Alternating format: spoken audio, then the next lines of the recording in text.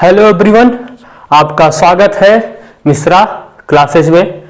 आज हम आपका बायो का सेकंड लेक्चर लाए हैं। ठीक है, पहले लेक्चर में पढ़ा था ब्लड के बारे में, ब्लड होता क्या है उसके बारे में। आज सेकंड लेक्चर में पढ़ने वाले हैं। सेकंड लेक्चर में ब्लड के कंपोजिशन के बारे में पढ़ेंगे, ब्लड के कंपोजिशन के बारे में पढ़ेंगे। और उम्मीद करता हूँ आप लोग अच्छे से पढ़ाई कर रहे होंगे और बखूबी हमारे लेक्चर को देख रहे होंगे। देखिए, हमारे लेक्चर को आप जितना देखेंगे ना, आपके लिए उतना ही बेनिफिट होगा। अब यूपी बोर्ड का भी स्टार्ट कर दिए हैं और सीबीएसई बोर्ड का तो चल रहा है केमिस्ट्री वगैरह। आप ऐसा नहीं, केमिस्ट्री सब देख सकते हैं। हम ऐसे बताते हैं कि सबको समझाना चाहिए और उम्मीद करते हैं हमारे लेक्चर को आप जितना हो सकता है उतना शेयर कीजिए। ठीक है, जितना हो सकता है, क्योंकि बेनिफिट आपके लिए ही होगा, बेनिफिट आपके लिए ही होगा, क्योंकि हम सब कुछ कवर करने वाले हैं। आज ये जीएस का पार्ट ही मान के चलो, ये जीएस का पार्ट है। और जहाँ जहाँ बायो से रिलेटेड अगर क्वेश्चन आते हैं एंट्रेंस एग्जाम में, चाहे एसएससी का हो, चाहे जो पेट का भी हुआ था, टेट का, सुपर टेट का, जहाँ जहाँ अगर बायो का एग्जाम आता है तो वहाँ ये सब सारी चीज़ें आती ही आती हैं।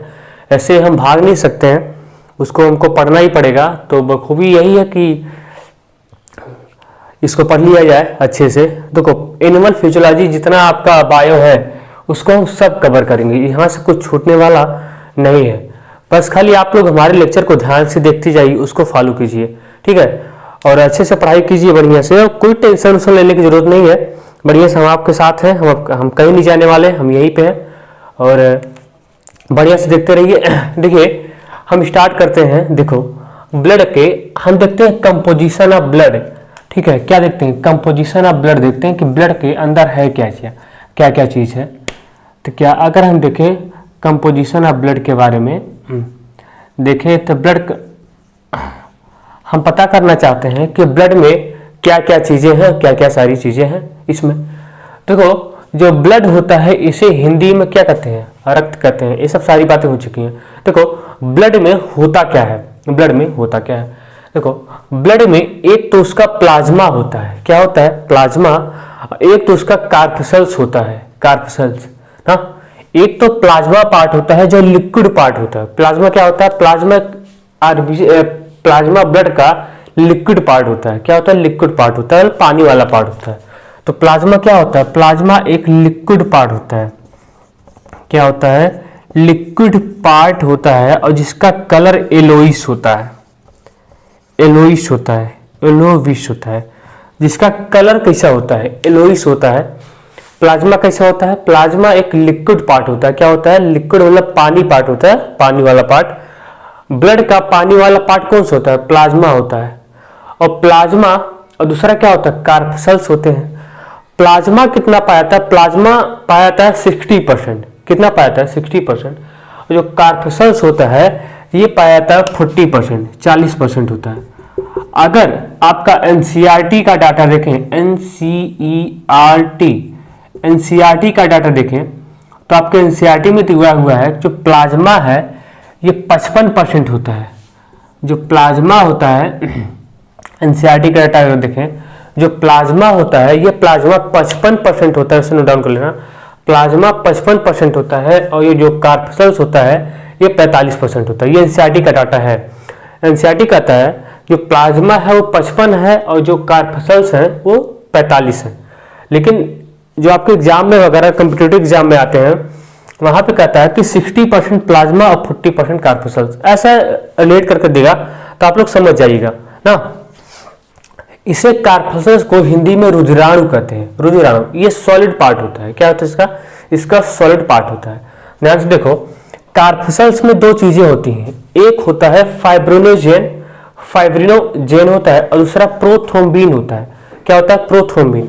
ये दोनों इसकी प्रोटीन होते हैं। प्लाज्मा के अंदर क्या होता है? प्रोटीन। ये दोनों क्या होता है? एक होता है फाइब्रिनोजेन और दूसरा होता है प्रोथ्रोम्बिन। क्या? फाइब्रिनोजेन होता है, दूसरा होता है प्रोथ्रोम्बिन। ये दोनों ब्लड क्लोटिंग कराते हैं, रक्त का थक्का बनने में हेल्प करते हैं। ये फाइब्रिनोजेन और प्रोथ्रोम्बिन, फाइब्रिनोजेन और प्रोथ्रोम्बिन है। ये क्या करते हैं? ये प्लाज्मा को गाढ़ा करने का काम करते हैं, प्लाज्मा को और गाढ़ा करते हैं। एक तो इसका कलर तो इसका कुछ अच्छा खासा कलर है नहीं, ये तो येलो कलर का होता है। लेकिन क्या पीला कलर का होता है, ये तो वही येलो पीला। ये करते हैं, इसको उसको और गाढ़ा करते हैं। क्या करते हैं? इसको और गाढ़ा करते हैं, प्लाज्मा को और गाढ़ा करते हैं। अगर एक बात सोचो, अगर प्लाज्मा को अगर प्लाज्मा में से फाइब्रिनोजेन और प्रोथ्रोम्बिन को निकाल दिया जाए, होता क्या है, प्लाज्मा में से अगर प्रोथ्रोम्बिन और फाइब्रिनोजेन को निकाल दिया जाए तो पूछता है कि इसको क्या कहते हैं? इसको सीरम कहते हैं। तो सीरम होता है, आप नोट डाउन कर लेना, सीरम होता क्या होता है? सीरम क्या होता है? सीरम सीरम क्या होता है? सीरम होता है प्लाज्मा, सीरम होता है प्लाज्मा माइनस क्लोटिंग फैक्टर होता है, प्लाज्मा माइनस क्लोटिंग फैक्टर होता है। क्लोटिंग फैक्टर मतलब ब्लड क्लोटिंग फैक्टर, तो इसको समझना पड़ेगा आपको। तो सीरम क्या होता है? सीरम, अगर इन फाइब्रिनोजेन और प्रोथ्रोम्बिन को निकाल दिया जाए प्लाज्मा में से, उसी को निकालने के बाद जो भी बचता है उसे कहते हैं सीरम। क्या कहते हैं? सीरम। तो प्लाज्मा क्या करो? प्लाज्मा माइनस क्लोटिंग फैक्टर, ये कहते हैं। ये क्लोटिंग फैक्टर है, प्रोटीन है, क्लोटिंग फैक्टर है क्या है? प्रोटीन है। ये क्या करते हैं? प्लाज्मा को गाढ़ा करने को, प्लाज्मा को और गाढ़ा करते हैं, प्लाज्मा को और गाढ़ा करते हैं। ठीक है, ये क्या करते हैं? फाइब्रिनोजेन और प्रोथ्रोम्बिन, और ये ब्लड क्लोटिंग में हेल्प करते हैं। रक्त का थक्का, इसको हम डिटेल से पढ़ेंगे, रक्त का थक्का जमने में जो हेल्प होता है उसको ये करते हैं फाइब्रिनोजेन और प्रोथ्रोम्बिन। देखो, जब आप अपना चेकअप कराने जाते हैं, जब आपके ब्लड का टेस्ट कराते हैं ना, तो उसमें क्या करते हैं? उसमें सीरम ही चेक करते हैं। क्या करते हैं? सीरम ही चेक करते हैं, क्योंकि सीरम में ये दोनों होते नहीं है, तो वहां से इसको बहुत ज्यादा हेल्प हो जाता है उन लोग को। तो वहां पे आप जब भी जाइएगा चेक करना, तो वहां पे सीरम ही चेक करते हैं। क्या करते हैं?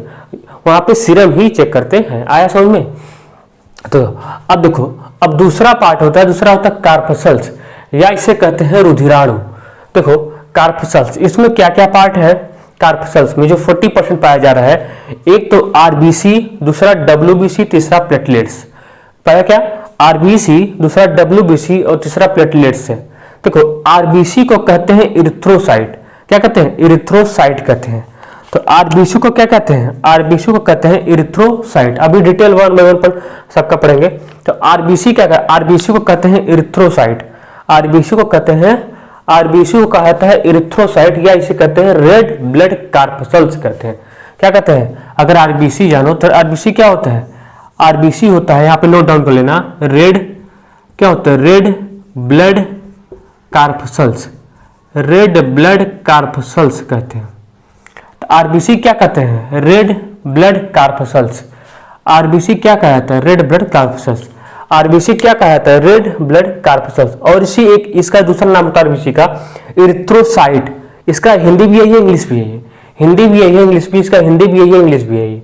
ठीक है, तो आरबीसी को कहते हैं इरिथ्रोसाइट, आरबीसी को कहते हैं इरिथ्रोसाइट, या कहते हैं red blood corpuscles, red blood corpuscles. अब देखो आरबीसी देखो, और दूसरा होता है डब्ल्यूबीसी, ये होता है व्हाइट ब्लड कार्पसल्स। इसको नोट कर लेना, व्हाइट ब्लड कार्पसल्स। डब्ल्यूबीसी क्या होता है? ये होता है व्हाइट ब्लड कार्पसल्स, या इसे कहते हैं ल्यूकोसाइट, इसे कहते हैं ल्यूकोसाइट, इसे कहते हैं इरिथ्रोसाइट, और डब्ल्यूबीसी कहते हैं ल्यूकोसाइट। डब्ल्यूबीसी कहते हैं ल्यूकोसाइट, डब्ल्यूबीसी कहते हैं ल्यूकोसाइट। ठीक है, डब्ल्यूबीसी को।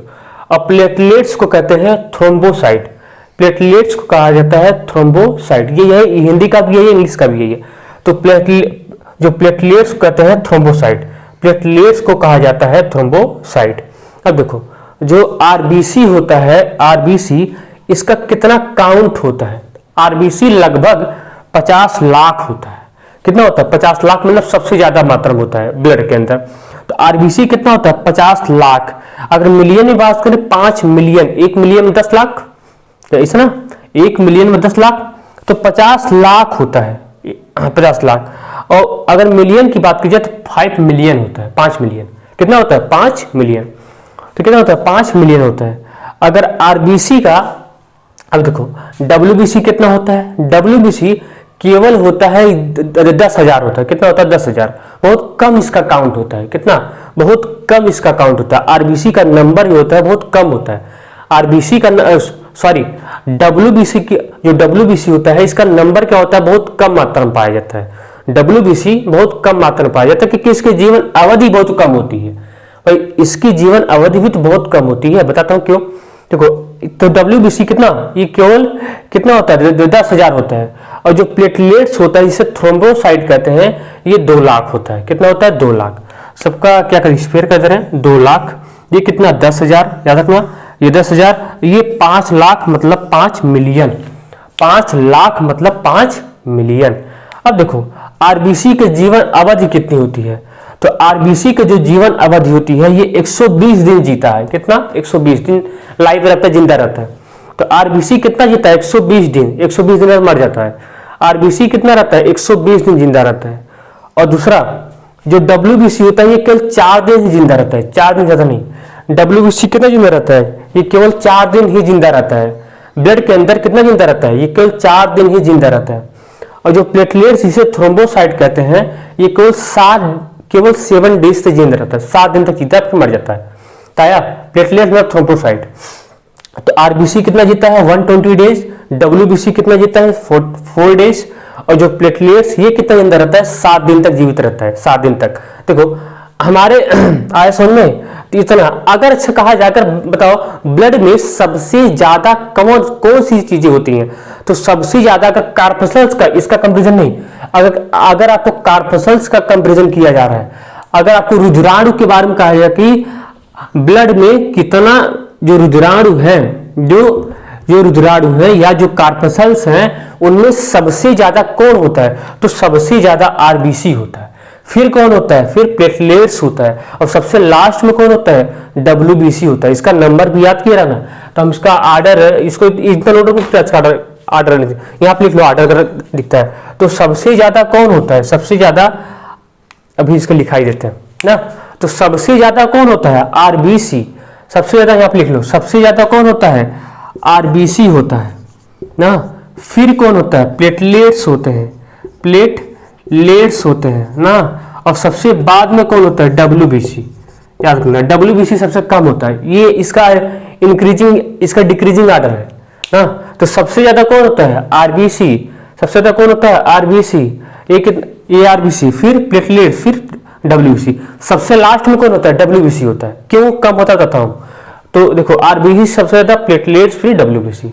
इतना नोट डाउन करो, आया समझ में इतना। तो ओवरऑल इतना ही व्यू था, पूरा क्लियर हो गया होगा ना। नोट डाउन करो, फिर मिटाते हैं।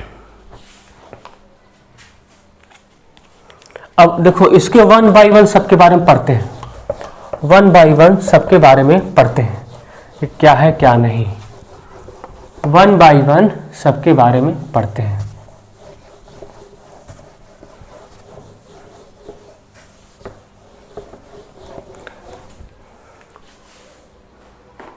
देखो सबसे पढ़ते हैं आरबीसी के बारे में।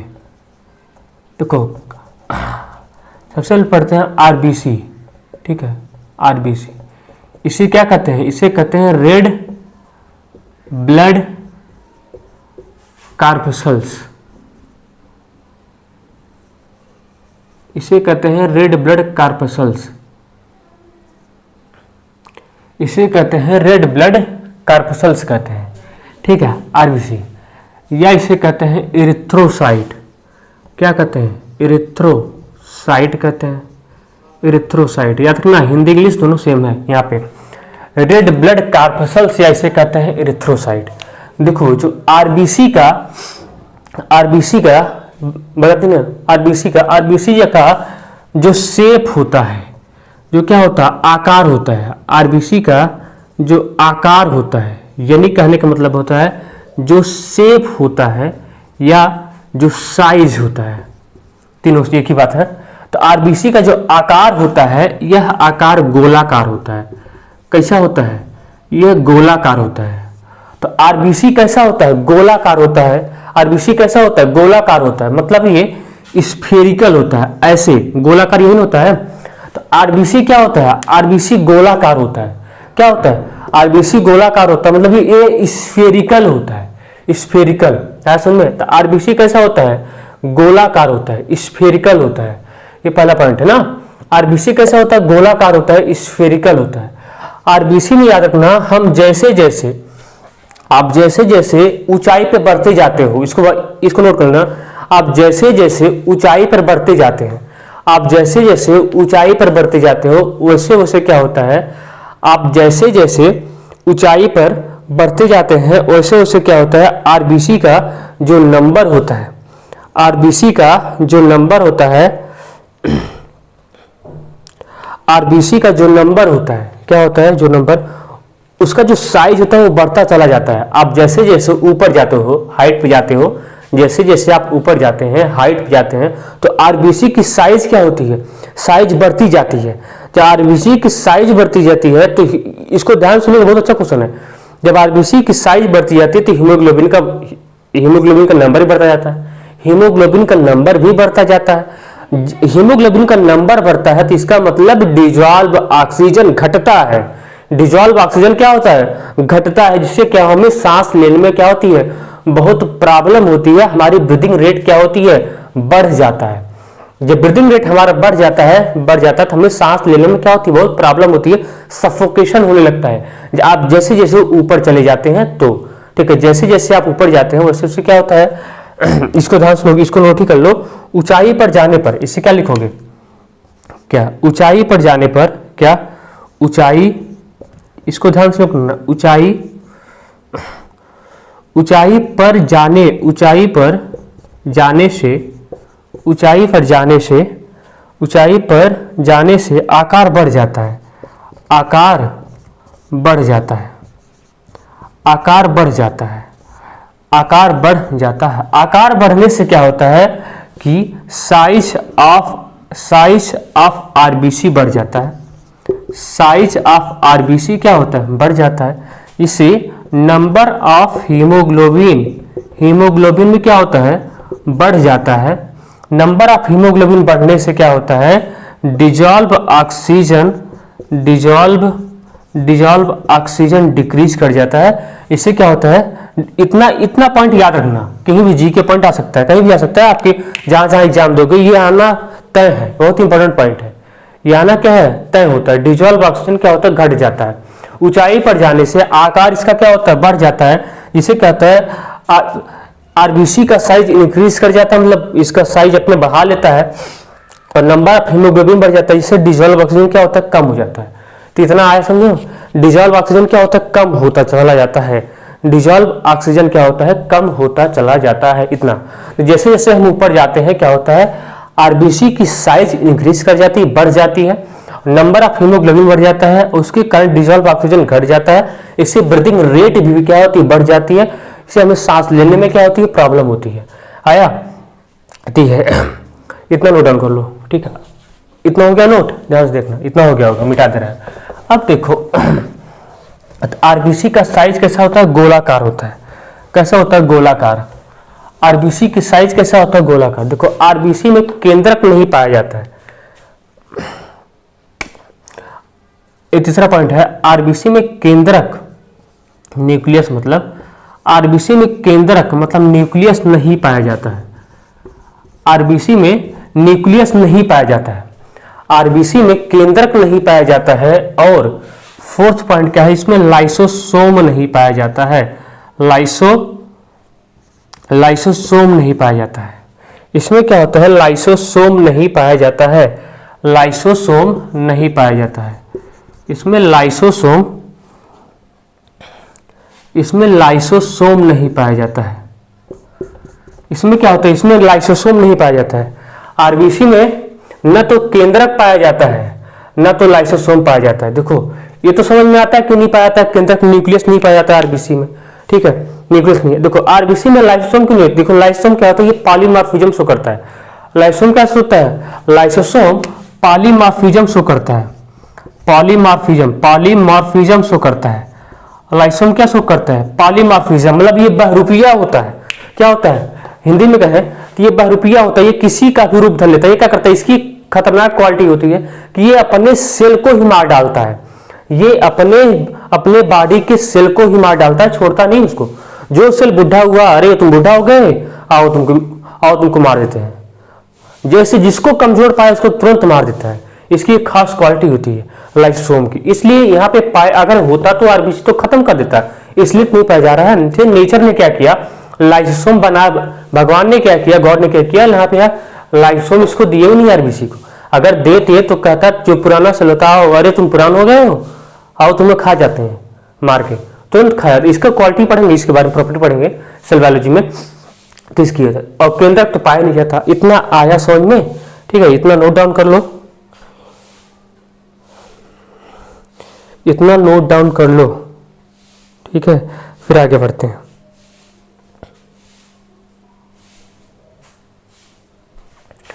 देखो इरिथ्रोसाइट रुधिराणु का कार्पसेल्स का, देखो नंबर में ज्यादा होता ही है आरबीसी, आरबीसी नंबर में तो ज्यादा होता ही है, लेकिन कितना ज्यादा होता है, तो ये नंबर में रुधिराणु का 95% होता है।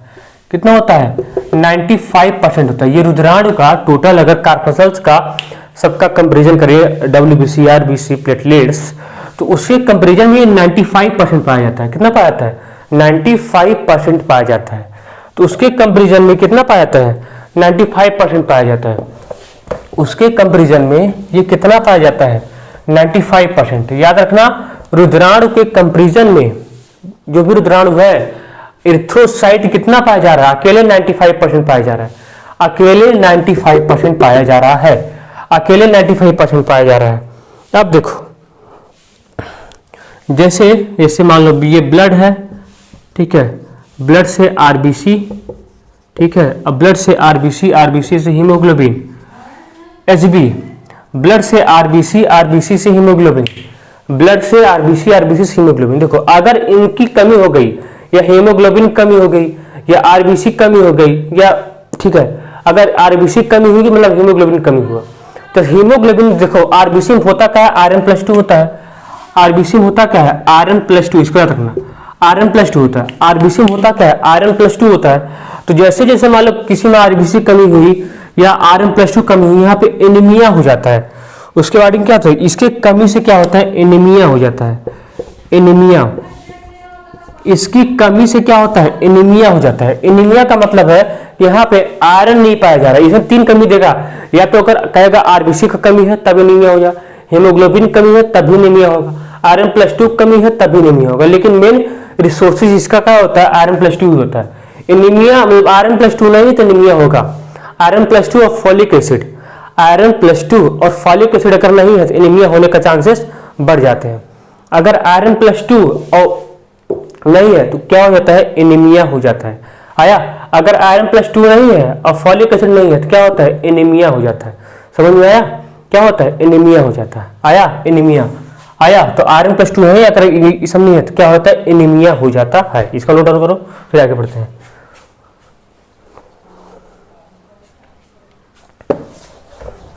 एनीमिया हो जाता है।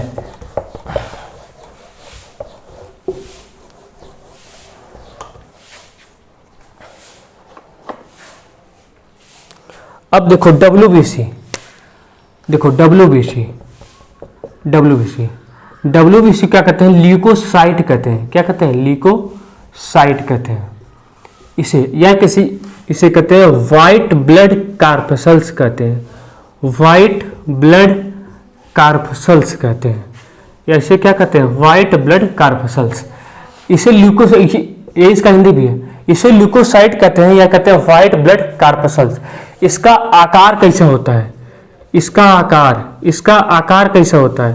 तो इसका आकार होता है, क्या होता है? इसका आकार इरेगुलर होता है। इरेगुलर होता है, मतलब कोई इसका रेगुलरिटी नहीं होती है, ठीक है, इरेगुलर शेप का होता है, अनिश्चित होता है। इसे हिंदी में कहते हैं इरेगुलर को अनिश्चित। इसे क्या कहते हैं? अनिश्चित होता है। इरेगुलर मतलब कैसा होता है? अनिश्चित होता है। इसका शेप कैसा होता है? अनिश्चित होता है। इसका शेप कैसा होता है? अनिश्चित। और इसका जो इसमें केंद्रक पाया जाता है, केंद्रक पाया जाता है। याद रखना, केंद्रक केवल आरबीसी और प्लेटलेट्स में नहीं पाया जाता, बाकी में पाया जाता है। केंद्रक केवल आरबीसी और प्लेटलेट्स में नहीं पाया जाता है, बाकी सब में पाया जाता है। केंद्रक केवल आरबीसी और प्लेटलेट्स में नहीं पाया जाता है, बाकी सब में पाया जाता है केंद्रक। याद रखना। तो इसमें केंद्रक क्या होता है? प्रेजेंट होता है। इसमें केंद्रक प्रेजेंट है। और इसका देखो WBC का मेन काम क्या होता है? WBC का मेन होता है रोग से रक्षा करता है। क्या करता है? रोग से रक्षा करता है। हमारे रोग से रक्षा करता है। टाइप आप देखो, रोग से रक्षा करता है। तो क्या करता है? WBC। WBC क्या करता है? रोग से रक्षा करता है। रोग से क्या करता है? रक्षा करता है। क्या करता है? रक्षा करता है। तो WBC क्या करता है? WBC क्या करता है? रोग से रक्षा करता है, हमारी इम्यूनिटी सिस्टम को इंक्रीज भी करता है, रोग से रक्षा करता है। तो WBC क्या करता है? रोग से रक्षा करता है। इसका नंबर सब देख लेते, ठीक है। इसका टाइप देखते हैं, कितने टाइप का WBC होता है, कितने टाइप का WBC होता है। तो इतना आ गया होगा समझ में। इसका नंबर देखो, इसका टाइप देखो, टाइप ऑफ WBC देखो, type of WBC, type of WBC देखो, ध्यान समझना, टाइप ऑफ WBC देखो, type of WBC, type of WBC देखो कितने टाइप का होता है। लिम्फो देखो, टाइप ऑफ WBC कितना टाइप का होता है टोटल देखो। लिम्फोसाइट होता है, ध्यान देना, लिम्फोसाइट, लिम्फोसाइट होता है, लिम्फोसाइट, लिम्फोसाइट होता है, मोनोसाइट होता है, मोनोसाइट, मोनोसाइट, ये दोनों क्या होते हैं? ये ए ग्रेनुलोसाइट होते हैं, ए ग्रेनुलोसाइट होते हैं। ये ए ग्रेनुलोसाइट के पार्ट है। ग्रेनुल्स मतलब इसमें ग्रेनुल्स नहीं पाए जाते हैं। ए ग्रेनुलोसाइट का मतलब होता है इसमें ग्रेनुल्स नहीं पाए जाते हैं। ए ग्रेनुलोसाइट का मतलब होता है इसमें ग्रेनुल्स नहीं पाए जाते हैं, ग्रेनुल्स एब्सेंट होते हैं, कण एब्सेंट होते हैं। इसमें कण क्या होता है? एब्सेंट होते हैं। तो लिम्फोसाइट, मोनोसाइट। फिर आता है न्यूट्रोफिल, न्यूट्रोफिल, फिर होता है न्यूट्रोफिल, ठीक है, न्यूट्रोफिल होता है, न्यूट्रोफिल, न्यूट्रोफिल होता है, न्यूट्रोफिल। फिर होता है इयोसिनोफिल, फिर होता है इयोसिनोफिल, और सबसे लास्ट में होता है बेसोफिल, सबसे लास्ट में होता है बेसोफिल। ध्यान देना, सबसे लास्ट में होता है बेसोफिल। देखो, सबसे लास्ट में होता है बेसोफिल, सबसे लास्ट में क्या होता है? बेसोफिल। तो सबसे पहले देखो, ये तीन जो होते हैं ग्रेनुलोसाइट के पार्ट होते हैं। किसके? ये ग्रेनुलोसाइट के पार्ट होते हैं, ग्रेनुलोसाइट। ये ए दो, तो ग्रेनुलोसाइट में कितना पार्ट होता है? 2। ए ग्रेनुलोसाइट में कितना पार्ट होता है? 3। ए ग्रेनुलोसाइट में कितना पार्ट होता है? 3। ए ग्रेनुलोसाइट में, सॉरी, ए ग्रेनुलोसाइट में कितना पार्ट होता है? मोनोसाइट होता है कि लिम्फोसाइट होता है? और ग्रेनुलोसाइट में कितना पार्ट होता है? 3। Neutrophil, eosinophil, basophil. क्या क्या? Neutrophil, eosinophil, basophil. तो ग्रेनुलोसाइट में कितना पार्ट होगा? 3 part, neutrophil, eosinophil, basophil, neutrophil, eosinophil, basophil. देखो, इसके थोड़ा काम के बारे में जानो। इसका काम देखो, सबसे ज्यादा कौन पाया जाता है? तो इसमें सबसे ज्यादा न्यूट्रोफिल होता है। न्यूट्रोफिल पाया जाता है 60 से 65%। कितना? 60 से 65% अकेला पाया जाता है, सबसे ज्यादा ही पाया जाता है। सबसे ज्यादा कौन पाया जाता है? न्यूट्रोफिल। नंबर में सबसे ज्यादा ये 60 से 65% होता है न्यूट्रोफिल। इसके बाद पाया जाता है लिम्फोसाइट, सबसे ज्यादा ये होता है, ये 20 से 25% होता है। कितना? 20 से 25% होता है। तो सबसे ज्यादा कितना? न्यूट्रोफिल 60 से 65%। उसके बाद मोनोसाइट 20 से 25%, और सॉरी लिम्फोसाइट 20 से 25%। कितना? लिम्फोसाइट कितना पाया जा रहा है? 20 से 25%। याद रखना, 20 से 25% लिम्फोसाइट पाया जा रहा है। और जो मोनोसाइट होता है ये 6 to 8% पाया जाता है, 6 to 8%। मोनोसाइट कितना? सबसे ज्यादा कौन? न्यूट्रोफिल, फिर लिम्फोसाइट। और मोनोसाइट कितना पाया जाता है? 6 से 8%। कितना? 6 से 8% मोनोसाइट। देखो, और तुम्हारा जो इयोसिनोफिल होता है, ध्यान देना, इयोसिनोफिल ये पाया जाता है 2 से 3%। कितना? 2 से 3% पाया जाता है, 2 से 3%। तो इयोसिनोफिल कितना पाया जा रहा है? 2 से 3%, जो एलर्जी का असर आता है। और बेसोफिल कितना पाया जाता है? ये 0.5 से लेकर 1%। सबसे कम कौन पाया जा रहा है? सबसे कम पाया जा रहा है बेसोफिल। सबसे कम कौन पाया जा रहा है? बेसोफिल। तो आया और अब इसका ऑर्डर भी लिख देते हैं, इसका ऑर्डर भी ध्यान देना, और इसका काम बताते हैं।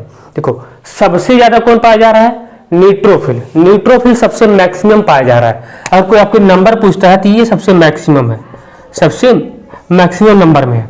और सबसे मिनिमम नंबर में होता है बेसोफिल, ये होता है सबसे मिनिमम नंबर में, कम नंबर में होता है। इसका नंबर क्या होता है, सबसे कम होता है। बेसोफिल का नंबर कितना सबसे कम, सबसे ज्यादा कौन पाया जाता है, न्यूट्रोफिल, फिर लिम्फोसाइट, फिर मोनोसाइट, फिर इओसिनोफिल, और सबसे लास्ट में कौन पाया जा रहा है, बेसोफिल पाया जा रहा है। सबसे लास्ट में कौन पाया जाता है, बेसोफिल पाया जाता है। इसको नोट डाउन इतना करो, फिर इसका आर्डर लिखवा देते हैं, फिर इसका काम बताते हैं। तो इतना आ गया होगा समझ में। देखो जल्दी से देखो, 5 मिनट खत्म कर देते हैं इसको।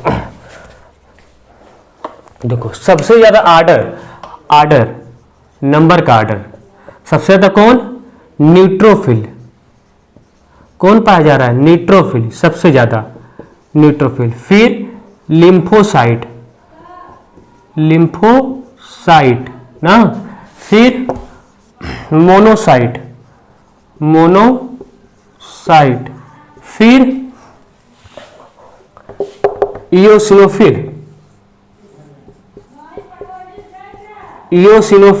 ना, और सबसे लास्ट कौन पाया जा रहा है, बेसोफिल।